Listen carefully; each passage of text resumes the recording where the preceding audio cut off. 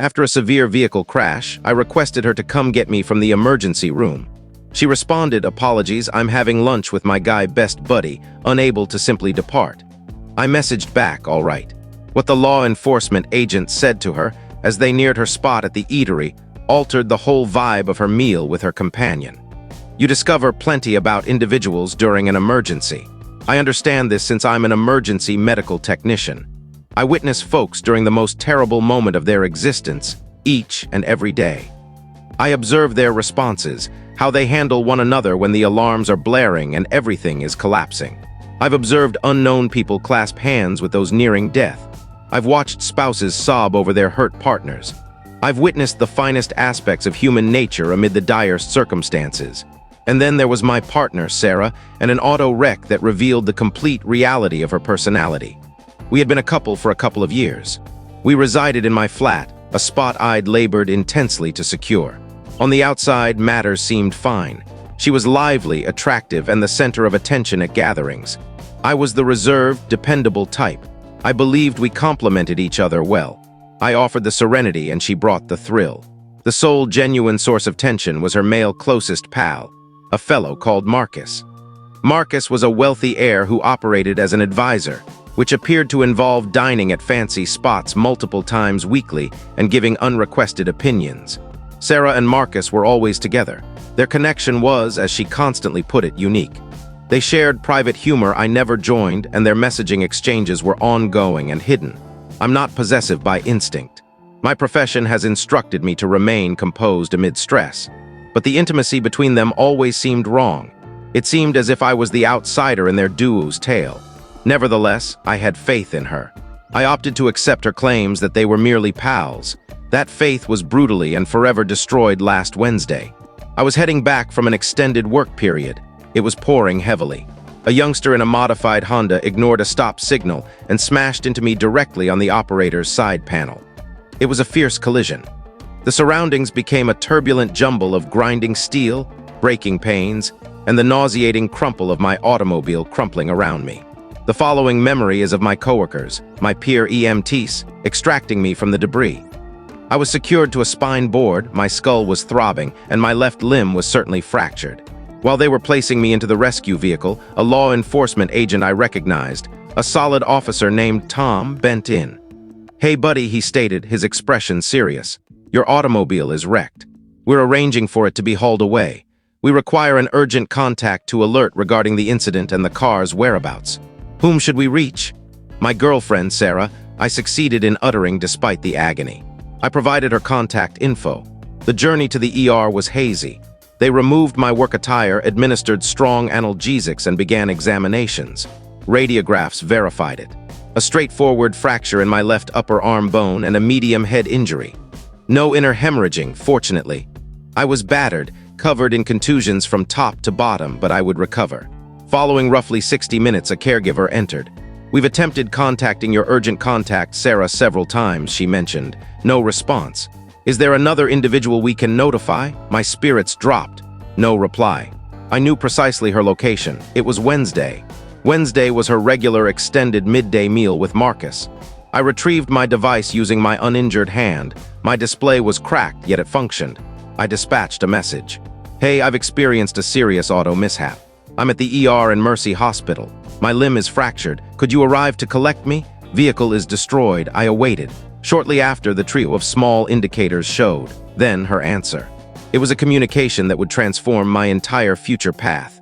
"Sarah, oh my gosh, that's terrible. Really sorry about that. However, I'm currently engaged in a truly vital lunch with Marcus at the moment. Unable to simply depart. Could you arrange a cab or similar? Inform me of the outcome." I reviewed the message once. Then I examined it again. I sensed an odd, chilly lucidity envelop me, piercing through the fog of the medications. She wasn't merely brushing me off. She was favoring a casual meal with another gentleman over my authentic, confirmed crisis. I was in the medical facility, and she was concerned about disrupting her starter course. The ultimate foundation of our bond had just disintegrated into nothingness. I considered the law enforcement agent, Tom. I pondered the reality that they still required to establish formal communication with her. And a strategy started to develop. A detached, accurate, and wonderfully fitting strategy. I captured an image of her message. Then I responded with one term. Fine. Then I contacted Officer Tom. Hey Tom, I stated my tone firm. It's Alex Thompson. Appreciate your assistance at the site. Listen, I realize you folks were attempting to connect with my urgent contact, Sarah. She's not picking up, but I know her exact position. It's essential you connect with her to finalize the documentation. She's at an establishment named the Golden Fork in the city center. I believe it's vital that an agent communicates with her face-to-face to advise her of the circumstances. Tom, as a reliable officer and ally, grasped it right away. No issue, Alex, he replied, a fresh sharpness in his speech. We'll send a team immediately for a personal alert. You concentrate on healing. I ended the call. I reclined against the medical cushions. Sarah was enjoying a highly significant lunch. I sensed it was on the verge of being disrupted. Update 1. The 60 minutes I passed anticipating in that ER cot was among the most enlightening of my existence. The bodily discomfort persisted. A muted, pulsing soreness in my limb and my skull. But the sentimental anguish had been substituted by a sort of frozen determination. The disloyalty was so total, so deep, that it had bypassed all my usual sensations of pain and grief. All remaining was a subdued, concentrated rage and a desire for resolute steps. My companion and co-worker, Jake, who had been in the rescue unit that transported me, arrived to inspect my condition. He glanced at my expression and realized an issue existed, and it wasn't solely the fractured limb. What's happening, dude? He inquired. You appear ready to launch an offensive. I displayed the message from Sarah. He perused it and his expression stiffened.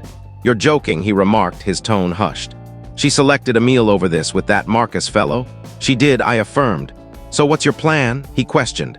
I've already executed it, I declared. I directed the authorities to her eatery for a face-to-face alert. Jake gazed at me momentarily, then emitted a soft exclamation. Man, that's ruthless and ingenious. The account of the events at the Golden Fork reached me subsequently from Officer Tom, who had learned it straight from the pair of patrol agents he dispatched. It exceeded my expectations. The Golden Fork is one of those venues focused on impressions. It's costly, it's fashionable, and it's perpetually occupied by folks desiring visibility. Sarah and Marcus were evidently positioned at a choice spot by the glass, chuckling and dividing a costly pink wine. 2 uniformed law enforcers entered the establishment. The area instantly became hushed. Officers don't appear at such a location without cause. Folks began gazing, murmuring. The agents proceeded steadily and purposefully through the eating space, their gazes surveying the spots. They halted precisely at Sarah and Marcus's spot. One of the agents, a high, commanding man with a grave expression, directed his attention to Sarah. Miss, are you Sarah Johnson? He queried, his speech composed but audible enough for nearby spots to catch distinctly. Sarah glanced upward, her expression a veil of bewilderment and irritation. Yes, she replied. Is there an issue, agent? We're present concerning a substantial automobile crash involving your companion, Mr. Alex Thompson, the agent declared, his manner even and formal. He was conveyed by rescue vehicle to Mercy Hospital from the crash site with notable wounds. The hue faded from Sarah's visage. Marcus was fixated, his drink vessel paused midway to his mouth. The agent proceeded, his speech steadfast. His automobile was demolished in the crash. We have been trying to reach you over the past couple of hours since you are designated as his main urgent contact. Mr. Thompson advised us of your location here. He requested us to perform official, personal notification of the event and to advise you that you must organize with the hauling firm about retrieving any personal items from the automobile. Each phrase was a striking impact. Substantial automobile crash, conveyed by rescue vehicle. Notable wounds, automobile demolished, urgent contact. The agent wasn't charging her with anything. He was merely articulating the stark, unyielding official details. But in the process, he was depicting a scenario for all in that eatery to observe. A gentleman was in the facility following a grave incident, and his partner, his urgent contact, was savoring a relaxed meal with another gentleman. Entirely inaccessible. Marcus, per the account, regarded Sarah with a fresh look. The appealing meal partner vanished, supplanted by a gentleman viewing an unknown person who had just disclosed an essence of astonishing self-centeredness. The agent wrapped up his address. That's everything, miss. You ought to likely proceed to the facility. The pair of agents then pivoted and exited the establishment as steadily as they had arrived. They departed a void of quietness. a spot of partially consumed dishes, and the ruined standing of a lady who had just been openly unveiled in her most indifferent state. Her highly significant lunch was formally concluded. Update 2, the direct consequences were an expected whirlwind of disorder that I watched from the serene, secure refuge of my medical chamber. After release from the ER with my limb in a support and a set of medications, my sibling arrived to retrieve me. She had been my actual urgent contact throughout, and I had reached her immediately after finishing with the authorities. The anger in her tone when I recounted the tale about Sarah was sufficient to energize a minor town. She transported me to her residence for recuperation. I had no plan to return to my flat until it was cleansed of Sarah's existence. Sarah, naturally, began overwhelming my device. A sequence of desperate messages and unanswered calls. "Alex, I'm heading to the facility. I'm extremely sorry my device was muted. A typical, pitiful falsehood. Where are you? They indicated you were released. Why aren't you responding? I'm panicking. This is entirely your responsibility. You dispatched the officers to my meal to embarrass me." The shift from pretended worry to angry blame was rapid and revealing. I didn't answer any of it. I simply restricted her contact. The authentic account of her afternoon originated from Marcus. He, surprisingly, was uninterested in playing a secondary role in her spectacle. He forwarded me a note via online platforms that night. It was remarkably straightforward. "Hey Alex," it stated. "I don't know you much, but I was with Sarah at the meal today. I just wish to inform you that I was unaware of your incident. Right after the officers departed, I settled my portion of the tab and left. The manner she ignored something so grave, that's not someone I desire to connect with. I'm regretful for any role I had in your partnership problems. I'm finished with her, wish you a quick healing." It was a self-protecting note, obviously meant to clear him of any fault, but it verified my success. I hadn't merely shamed her. I had uncovered her genuine nature, to the exact individual she aimed to captivate. She had forfeited her partner and her closest pal in the identical afternoon. With my sibling's assistance, I activated the remainder of my strategy. While I relaxed, she served as my commander. She contacted a relocation service focused on item extraction for separations. She encountered them at my flat the following day. They gathered every item Sarah possessed, each garment, each footwear, each volume into containers. They were directed to position the containers orderly in the main area. Then, my sibling summoned a key specialist. The entry mechanisms were altered. Lastly, she dispatched an official correspondence to Sarah from a fresh address. The title was Collection of Individual Assets. The correspondence stated, "Sarah, this correspondence is to notify you that your bond with Alex Thompson has ended. Since you are not listed on the rental agreement for his flat, your occupancy has also concluded. All your personal items have been gathered. You possess a 48-hour period to organize their expert extraction. You must reach me, Alex's sibling, at this address to arrange a precise 2-hour interval. You will be greeted at the site and granted access solely for extracting your items. You will not be allowed to stay in the flat subsequently. If your assets are not extracted within the 48-hour period, they will be deemed forsaken and will be eliminated. Any effort to reach Alex directly will be viewed as intimidation.